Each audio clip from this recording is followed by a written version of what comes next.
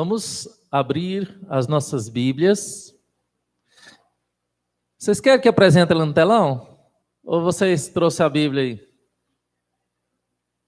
Se quiser, eu coloco ali no telão para vocês. Deixa eu abrir meu aplicativo aqui. Vamos ver se está configurado, que eu tive que formatar o celular esse final de semana.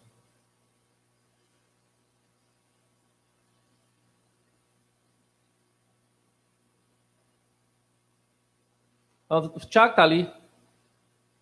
Depois eu vou ter que sincronizar o meu aplicativo com o programa aí. Segunda carta de Paulo aos Coríntios, capítulo 3, verso 3, e verso 3 e depois o verso 6 a 10. Segunda carta de Paulo aos Coríntios, capítulo 3,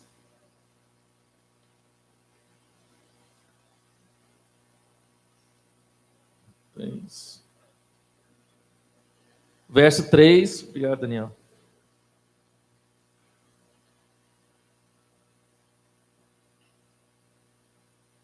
E versos 6 a 10. Acompanhe a leitura. Estando já manifestos, como... Está ali já, né? Estando já manifestos como carta de Cristo, produzida pelo nosso ministério, escrita não com tinta, mas pelo Espírito de Deus vivente, não em tábuas de pedra, mas em tábuas de carne, isto é, nos corações. 6. O qual nos habilitou para sermos ministro de uma nova aliança, na aliança, não da letra, mas do Espírito, porque a letra mata, mas o Espírito vivifica. Se o ministério da morte, gravado com letras em pedras, se revestiu de glória, a ponto de os filhos de Israel não poderem fitar a face de Moisés, por causa da glória do seu rosto, ainda que desvanecente, como não será de maior glória o ministério do Espírito? Porque seu ministério da condenação foi glória, em muito maior proporção será glorioso o ministério da justiça. Porque, porquanto, na verdade, o que outrora foi glorificado, neste respeito, já não resplandece diante da atual sobreexcelente glória. Oremos. Pai querido, nós te louvamos, bendizemos e agradecemos. Fale, ó Deus, aos nossos corações, em nome do Senhor Jesus Cristo. Amém. Irmãos, a gente nota desde a tenridade, a mais nova idade, a raiz do coração do ser humano. Todos nós tivemos experiência com crianças, né? Estou tendo agora pela segunda vez. E cada fase é uma fase que nos ensina, é uma lição para nós. E a gente percebe nas crianças, desde nova, a raiz do pecado original. A gente vê claramente o quanto somos pecadores. Aí você pergunta, pastor, mas a Bíblia diz que das crianças é o reino dos céus. Eu falo assim, irmãos, a criança, ela ela não importa se ela está sendo egoísta com seus brinquedos, né? Ela tem ciúme dos seus brinquedos, né? E a gente tem que estar ensinando, ó, tem que dividir. Você tem que dividir, né? Então, nós estamos sempre olhando as crianças para que elas não machuquem uma a outra. Esses dias eu li um artigo do Augusto Cury, ele falando se existisse, se um bebê de 2 anos fosse maior do que a mãe e mais forte, ele mataria a própria mãe. Né? Augusto Cury falando, explicando sobre isso. Nos seus momentos de raiva, nos seus momentos de brincadeira e tudo mais. E a gente percebe, então, que desde a mais tenra idade, a nossa tendência pecaminosa, o quanto nós somos pecadores. E percebemos na Antiga Aliança, para lembrar os irmãos, que a lei foi dada por Deus para frear a maldade no coração do homem. O homem quebrou a primeira aliança era o pacto das obras, era a aliança das obras, dependia inteiramente da obediência do homem. O homem desobedeceu a Deus, o mal o corrompeu, e o homem se tornou tão mal, mas tão mal, que Deus teve que criar, né? Ele criou um meio para exterminar a maldade, e veio o dilúvio e exterminou. E Deus começou uma nova humanidade através da família de Noé. Mas o que aconteceu com a família de Noé? Né? O que aconteceu? Né? O próprio filho fez uma maldade com o pai, e o pai o amaldiçoou. E daí, novamente, percebe-se que o mal foi crescendo de uma tal maneira que Deus, em sua eterna sabedoria, na sua grandeza, ele criou as leis, para que a lei servisse como um freio para a maldade do homem. E Deus deu essas leis a Moisés. Deus mesmo escreveu em tábuas de pedras, né, em pedras, a lei deu para Moisés. O que Moisés fez com essas leis? Ele desceu do Monte Sinai, ele viu o povo adorando falsos deuses, idolatrando falsos deuses, ele se irou e ele, num momento de ira, de fúria, quebrou aquilo que Deus tinha entregue para ele, feito com as suas próprias mãos, e quebrou as leis de Deus. E Deus o fez escrever, ele mesmo escrever as leis. Resolveu, irmãos, a lei que foi dada no Antigo Testamento, resolveu a maldade? Os homens continuaram desobedecendo a Deus, desobedecendo às leis e fazendo o que era mal diante de Deus. E a gente sabe que na Antiga Aliança a obediência gerava bênção, a obediência gerava prosperidade, a obediência gerava felicidade, alegria, e desobediência gerava o quê? Maldição, castigo, disciplina, né? E as consequências eram terríveis. Tanto é que nós lemos o Antigo Testamento e nós vemos claramente que na desobediência do povo de Israel na Antiga Aliança vinham seus inimigos e os subjugavam e os castigavam. Veio os babilônios levaram eles para o exílio e vimos que não se resolveu nada. Não se resolveu nada. E quando nós olhamos agora para esse texto de 2 Coríntios, nós percebemos claramente Paulo falando dessa glória desvanecente, dessa glória que ia se apagando, desse brilho que outrora era forte, mas que ia se desvanecendo. Falando daquele texto do Antigo Testamento em que Moisés teve que cobrir a sua face com um véu, para que os povos de Israel não visse claramente que o brilho na face dele estivesse diminuindo. Para que o povo tivesse temor a Deus. Porque enquanto o brilho da presença de Deus fosse claro na face de Moisés, o povo temia a Deus. Olha que interessante isso, irmãos. Olha que interessante isso. O povo não temia a Deus Não era por causa da lei de Deus, não era porque Deus abriu o mar vermelho e fez passar o povo, não é porque Deus tirou o povo do Egito, que não é porque Deus chamou Abraão, porque em Moisés ainda não foi, não, eles não presenciaram o pecado. Eu estou lá em os milagres, estou lá lá no Êxodo, desculpa, irmãos. Não é pelos milagres, não é pela ação de Deus na vida de José, não é pela ação de Deus através das histórias contadas, dos milagres que Deus fez, através de Sodoma e Gomorra, aquilo que eles conheciam, porque nós sabemos que a história era contada de forma oral, era repetida. Eles já ouviam falar de Deus e daquilo que Deus já tinha feito, do dilúvio e de tudo mais, mas eles não temiam a Deus por aquilo que Deus havia feito. Eles não temiam a Deus por aquilo que Deus escreveu, ou Deus estava mandando, mas eles temiam a Deus pelo sinal que eles viam na vida de Moisés.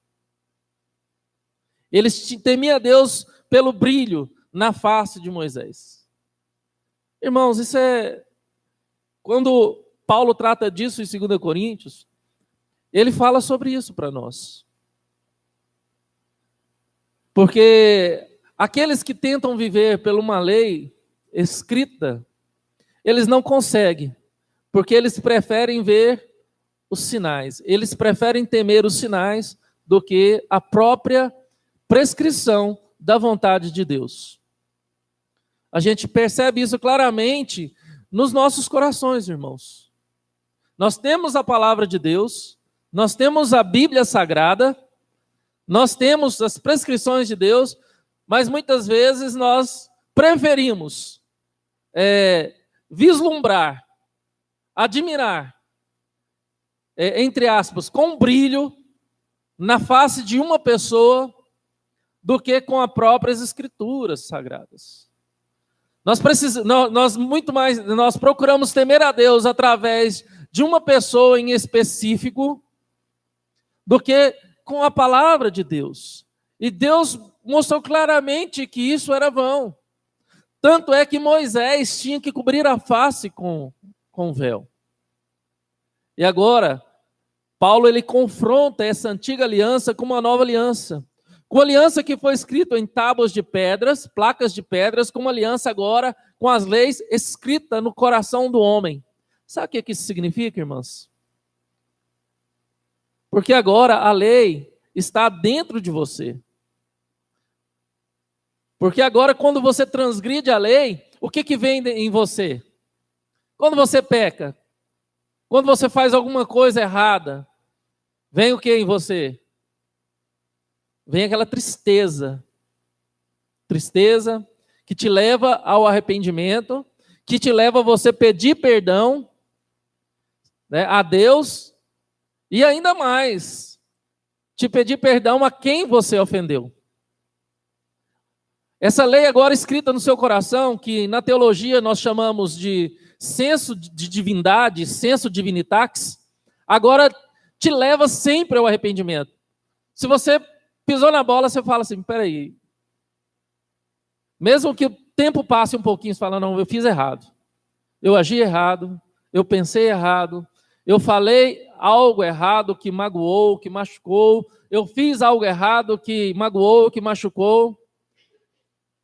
E esse discernimento que te levou a uma tristeza, que te levou a arrepender, você vai pedir perdão a Deus. Deus, me perdoe.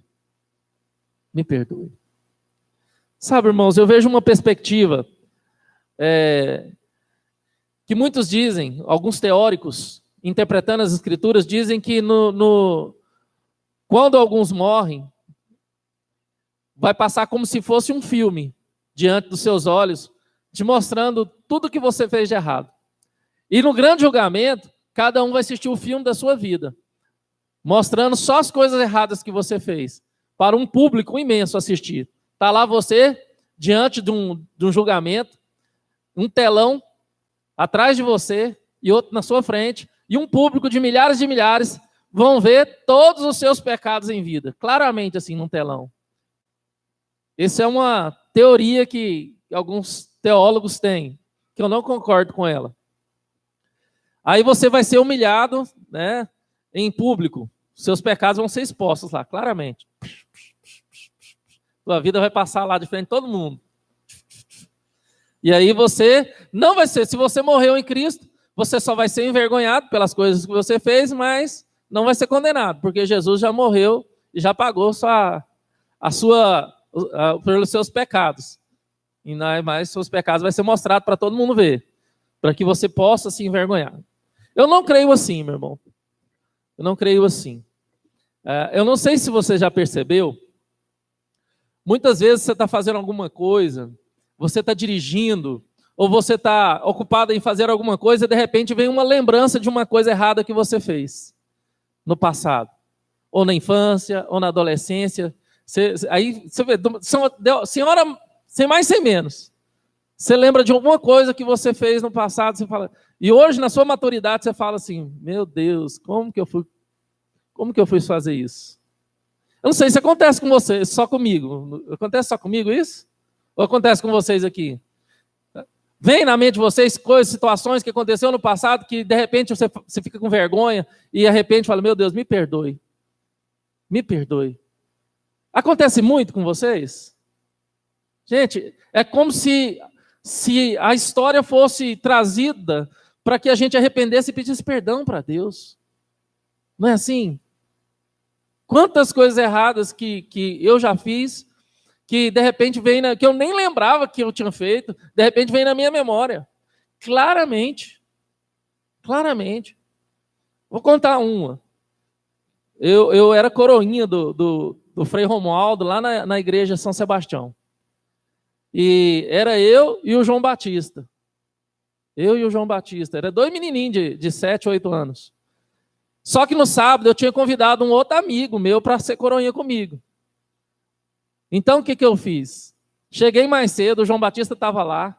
Aí lá no fundo da igreja de São Sebastião, lá no fundo tinha um armário da gente pegar as roupas de coroinha. Né? Aí eu dei um jeito de prender o João Batista dentro desse armário e peguei uma roupa para um outro amigo meu ser coroinha comigo. E o João Batista ficou a missa toda trancado lá. Então, depois eu soltei ele viu o que eu tinha feito, ficou com raiva de mim. Né? E esses dias eu estava levando a minha filha para a escola, e eu vi que estava meio que um congestionamento na Brasil, eu cortei por dentro do bairro, passei na porta da igreja católica, e isso veio na minha mente. Eu nem lembrava disso, isso veio na minha mente, que eu fiz. E veio na minha mente tão forte, com um sentimento de arrependimento tão grande, que eu falei, meu Deus, me perdoe, me perdoe. Isso acontece várias vezes na minha vida, coisas que eu fiz na adolescência, na infância, na juventude, que eu nem lembrava, que na época eu não me importava, mas que vem como um filme, irmãos, vem claro como um filme, não sei se acontece com vocês, vem claro como um filme, em detalhes, cores e tudo mais. Isso acontece muito, muito comigo, e eu peço perdão a Deus. Das coisas que eu fiz com a minha irmã, porque eu aprontava muito com a minha irmã. Eu fazia meu pai bater na minha irmã o tempo todo, quando era jovem, adolescente. E Deus vai trazendo as imagens na minha cabeça, as mentiras que eu contava para o meu pai, de namoradinho, para o meu pai, para ver meu pai bater na minha irmã. Meu Deus, eu fui muito Peralta, viu? Para não falar outro nome. Muito Peralta. Então, pode falar, Ana Paula.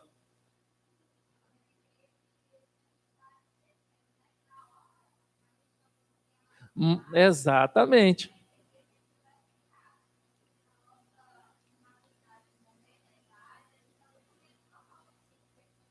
Uhum.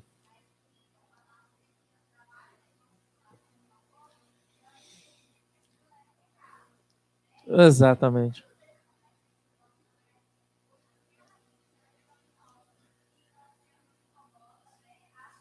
Traz a memória a situação. Então acontece com vocês isso também?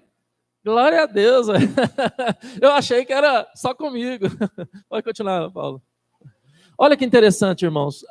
Nesse ponto, eu vejo que Deus está trabalhando em nossas vidas, de fato, passando a nossa mente como um filme, as coisas erradas que fizemos no passado e nos dando, de fato, discernimento e arrependimento pelas coisas que fazemos. Né? Das torturas que eu fazia com meus primos quando eles eram pequenos, fazia maldade com eles, empurrava eles dentro de buraco, empurrava de árvore, metia colher de pau na cabeça dos primos, meu Deus do céu, trancava um primo na mala, e entra aqui e trancava, e meu Deus, tanta coisa que eu já pedi perdão para Deus. Misericórdia, viu, irmã? Misericórdia. E a gente vê claramente, exatamente essa realidade de Paulo agindo nos corações dos cristãos. Porque a lei não está mais apenas em folhas de papel. Não está apenas na Bíblia. A lei não está em tábuas ou pintadas com letras em pergaminhos de papel ou de couro. Mas agora, na nova aliança, a lei de Deus está em nossos corações. E essa lei que está impregnada, escrita nos seus corações por causa da obra do Senhor Jesus Cristo, é um freio moral na sua vida. Essa lei impregnada nos corações, escrita nos corações, é um freio moral na vida daqueles que amam a Deus. É um freio moral na vida daqueles que servem a Deus. É um freio moral naqueles que têm o Senhor Jesus como seu Senhor e Salvador. Eles não conseguem sentir prazer duradouro no pecado. Eles não conseguem ficar sem arrepender dos seus pecados. Eles são incomodados pelos seus pensamentos errados. Eles são incomodados pelos seus atos errados. Eles são incomodados dentro de si pelas coisas erradas que fazem. Porque esses, de fato, são filhos de Deus. Aqueles que são filhos de Deus, eles não conseguem permanecer no erro. Eles não têm prazer no erro. Eles não têm prazer contínuo no pecado. Porque eles sempre vão ter uma tristeza que os leva a arrependimento e a confissão de pecados. É exatamente esse o significado. É exatamente esse o espírito da nova aliança. Que Paulo fala aqui em 2 Coríntios. Porque o que garante isso em nós, o selo disso em nós, é o Espírito Santo. Porque quando você agride a santidade de Deus com seus erros e com seus pecados, o Espírito Santo de Deus, ele se entristece, se assim eu posso dizer, fazendo uma antropopatia, trazendo sentimentos humanos a Deus. Esse entristecer que a gente fala é porque a santidade de Deus repele o pecado que está em mim. E quando nós pecamos, o pecado, o mal, a própria santidade de Deus cria alguma coisa entre eu e o Espírito Santo, entre eu e Deus. E esse afastar de Deus pelo mal que tentou me corromper, pelo meu pecado, me leva à tristeza. Por isso que Davi orava: Senhor, restitui-me a alegria da salvação. Por isso que os salmos falam: Senhor, me dá alegria novamente, restitui a alegria da salvação, renova dentro de mim um espírito inabalável. Como é bom estar bem com Deus, não é verdade? Como é bom você estar, naquele momento muito gostoso com Deus, alegre, satisfeito. Mas como é ruim você sentir que Deus se afastou, entre aspas, porque nós, na prática do pecado, é que nos afastamos de Deus. Somente os que têm a lei gravada no coração, somente aqueles que têm o selo do Espírito Santo, eles são incomodados pelas coisas erradas que fazem, pelos pecados que cometem, pelos pensamentos errados que têm. Talvez não é de imediato, mas vai vir a sua mente. E você vai colocar a mão na consciência e falar: meu Deus, me perdoe. Como eu fui cego. Como eu fui cega. Como eu fui errado. Me perdoe. Me perdoe. Pecados que vão lhe trazer, além de arrependimento e de tristeza, pecados que você cometeu no passado que vai lhe trazer vergonha. Que a Bíblia fala que é o corar de vergonha no rosto, na sua face. E você vai ficar tão envergonhado ou tão envergonhada que você vai falar: meu Deus, me perdoe por essa atitude. Eu não tenho nem coragem de pensar novamente nesse pecado. Nem coragem de confessá-lo para o Senhor, mas me perdoe. E é nesse aspecto que alguns teóricos e teólogos creem que esse será o filme passado na vida dos salvos. Diante de você e não diante de uma plateia.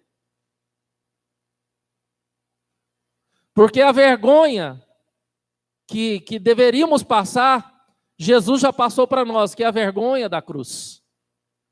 O julgamento que deveríamos ser julgados, Jesus já foi julgado por nós. E como a Bíblia diz, a nós resta-nos o quê? O corar de vergonha. O corar de vergonha. E é nesse aspecto, irmãos, começando a entender o espírito da nova aliança, é que uma porta se abre diante de nós. É que a luz se acende sobre nós. Porque para muitos, essa tristeza, essa angústia, esse sentimento, traz o quê? Dúvida. Muitos falam assim, pastor, como é que faz para mim ter certeza da salvação? Eu ando tão preocupado, tão preocupada, eu ando tão triste, eu ando tão assim, preocupada com isso, eu não tenho certeza se eu sou salvo, se eu morrer agora eu vou para o inferno, se eu vou para o céu. Eu tenho o maior medo, porque se eu morrer, eu não sei o que vai ser da minha vida. Aí, irmãos, eu não sei se é a dúvida de algum que está aqui, né? Não ter certeza da salvação. Mas com certeza, irmãs, irmãos, com certeza, só de você ter essa preocupação, já é um bom sinal de que você é salvo. Porque aqueles que são inimigos de Deus, aqueles que não são salvos, que são declaradamente inimigos de Deus, eles não se preocupam. Eles não têm essa preocupação, eles não têm esse medo, porque para eles, isso não é importante. Importante é desfrutar da vida, importante é fazer o que dá vontade de fazer, importante é dar vazão à própria carne, porque isso é o que importa. É isso aí, irmãos. É o hedonismo. É a busca da felicidade pela felicidade. E nós sabemos, irmãos, que a felicidade ela não se encontra em nós. A felicidade não se encontra naquilo que você tem. A felicidade não se encontra nos vícios que você busca e você tem se entregado. Mas a felicidade ela se encontra em Cristo Jesus, que é a verdadeira fonte de toda a vida, de toda alegria e de toda justiça e de toda satisfação. Então, se você é incomodada ou incomodado com a preocupação em relação à salvação, isso já é um bom sinal, um maravilhoso sinal, porque aqueles que não são salvos não está nem aí. Não está nem aí. Para eles, tanto faz ou tanto fez. Se o rio correr para cima ou correr para baixo, né? Tanto faz, tanto fez. Porque a fé para eles não tem valor. Mas aqueles que têm o Espírito de Deus, eles são constantemente incomodados por Deus em relação às coisas erradas, porque a lei está gravada no coração e não em tábuas de carne. Porque para aqueles que não têm Deus, isso aqui aberto ou fechado é a mesma coisa. Aberto no estante ou em cima da cama ou no criadinho é a mesma coisa. Para aqueles que não têm Deus, ter isso aqui ou não ter é a mesma coisa. Pode falar, Ana Paula.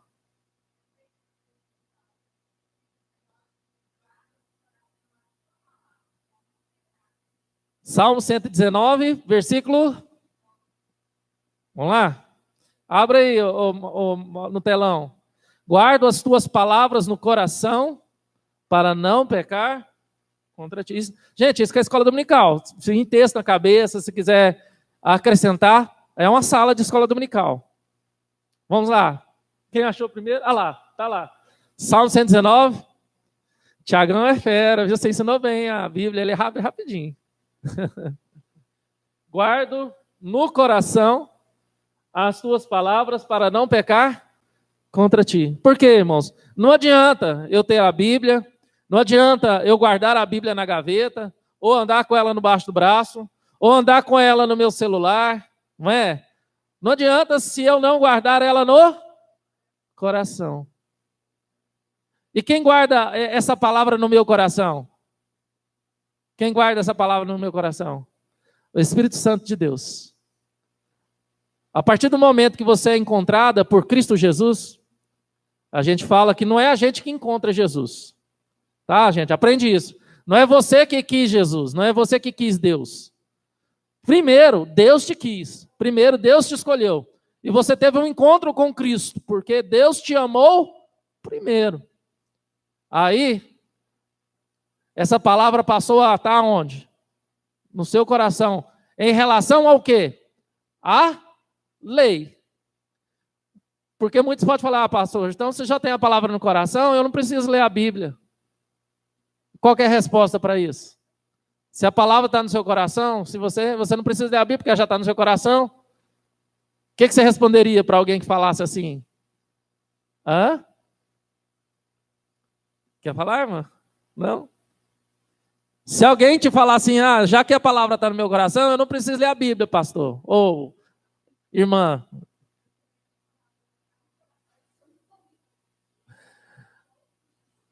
Amém. Como que a palavra vai estar no coração? Gente, é dois aspectos. O que eu estou falando, a palavra no coração, para não pecar, quando no Antigo Testamento fala, guardo no coração as suas palavras, ele está se referindo ao quê? A lei. Existia 3 tipos de lei no Antigo Testamento. Lei cerimonial, leis civis e leis morais. As leis cerimoniais foi na Antiga Aliança. Quando acabou a Antiga Aliança, acabou. Você não precisa trazer um cordeirinho para mim aqui, matar e sacrificar. Não tem Arca da Aliança, não tem levitas com chofar aqui. Não tem Arca da Aliança para você ajoelhar. Não tem a mesa da expiação para derramar o sangue do cordeirinho aqui. Então, as leis cerimoniais acabaram. Eu não estou de veste sacerdotal, com estola sacerdotal. Né? As leis civis acabaram. Se você roubou, você vai perder uma mão. Se você quebrou o dente de um irmão, você vai ter um dente quebrado. Se você fez isso, você também vai sofrer. Olho por olho, não tem isso. As leis civis acabaram na Antiga Aliança. Mas existe uma lei que se é moral. Quais são as leis morais? Está lá em Êxodo 20. Não fará outros deuses diante de ti, nem a eles prestará culto, nem adorarás. Não cobiçará nada do teu próximo, nem a mulher do teu próximo, tal. Né? Então, sim, os 10 mandamentos são a lei moral. Essas leis, elas são gravadas no coração. Essas leis, elas estão no nosso coração hoje, porque quando nós pecamos, isso vem de imediato em nós nos arrependemos. Fala, Genilson.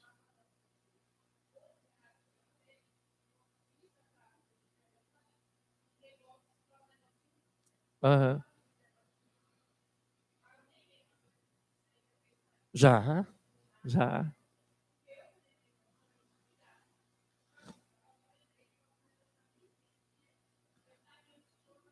Uhum. Minha irmã,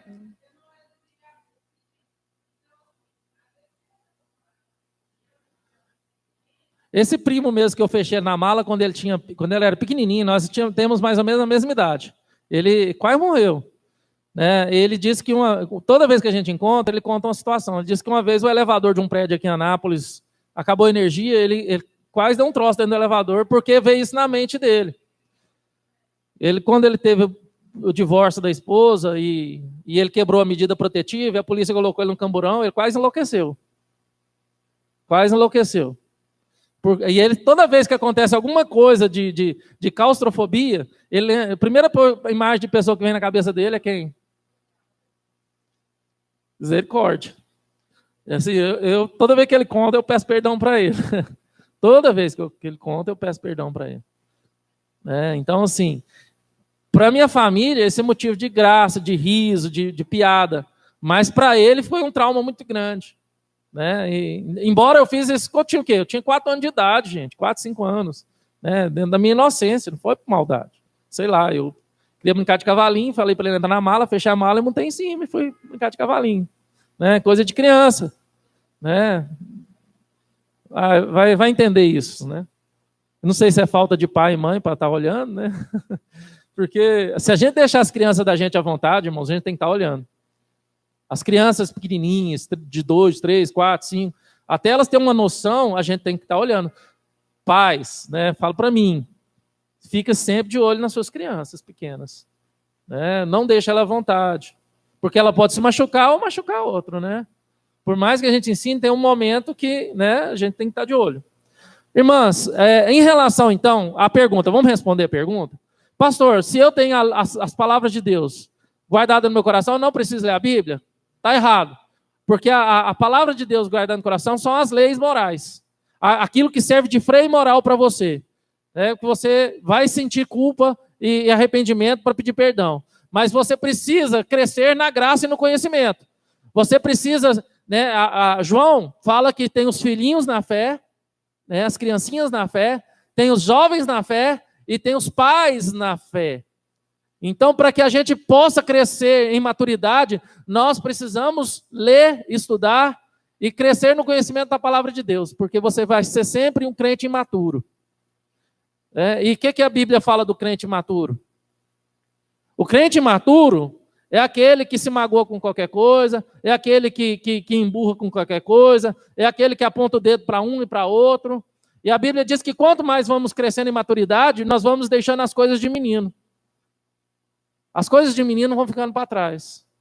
Eu lembro de uma certa história, de uma determinada igreja, que não vou falar, que ela estava passando por uma crise tão feia, que a esposa de um presbítero, ela disse que foi orar, pedindo para Deus discernimento. Mas por que está tendo tanta confusão dentro dessa igreja? Por que está tendo tanta confusão, briga? É briga no conselho, é briga dos departamentos, é briga...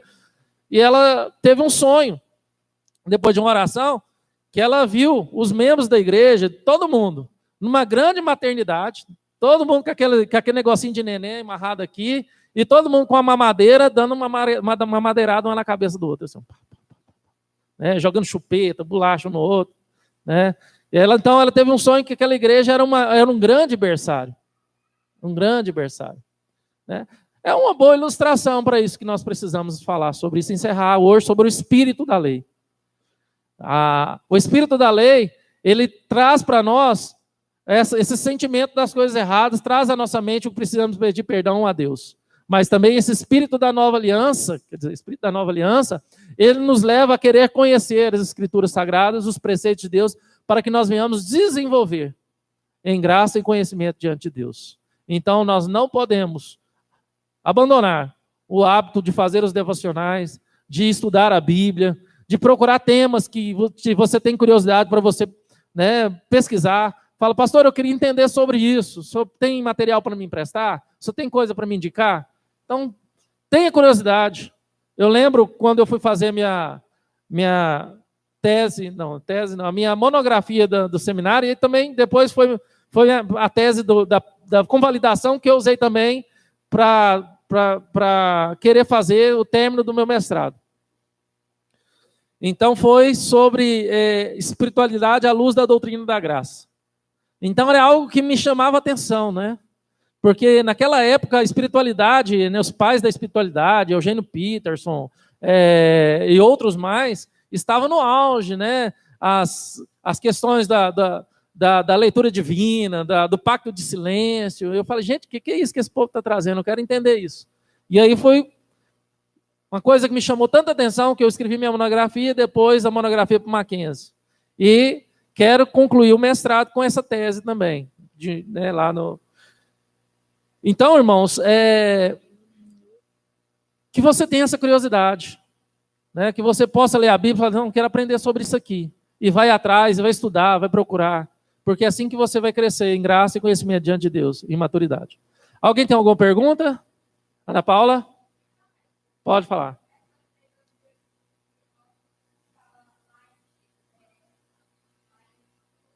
Segunda Timóteo, vai lá, Tiagão. Capítulo 3, versículo 16 e 17. Isso.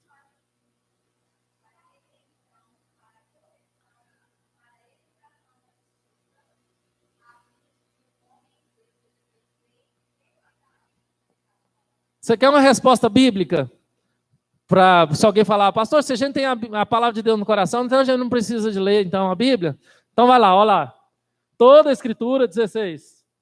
é inspirada por Deus e útil para o ensino, para a repreensão, para a correção, para a educação na justiça. Qual a finalidade? A fim de que o homem de Deus seja perfeito e perfeitamente habilitado para toda boa obra. Pronto. Guarde no coração essa resposta. Tá bom? 2 Timóteo 3, 16, 17. Vamos ficar de pé, vamos orar. Mais alguma pergunta, mais algum complemento? Somente? Deus, muito obrigado por essa aula que nós aprendemos sobre o espírito da nova aliança. Que agora, Pai, a lei moral não está mais em tábuas de carne, ou em tábuas de pedra, ou em tintas de pergaminhos, mas está em nosso coração. E que esse espírito da nova aliança nos leva a amadurecimento, na graça e no conhecimento da Tua vontade, através de nosso Senhor e Salvador Jesus Cristo. Nos dê um domingo maravilhoso, ó Pai, e abençoado com a nossa família e com os nossos parentes e amigos. Assim eu peço e oro em nome do Senhor Jesus. Amém. Amém. Deus abençoe, irmãos.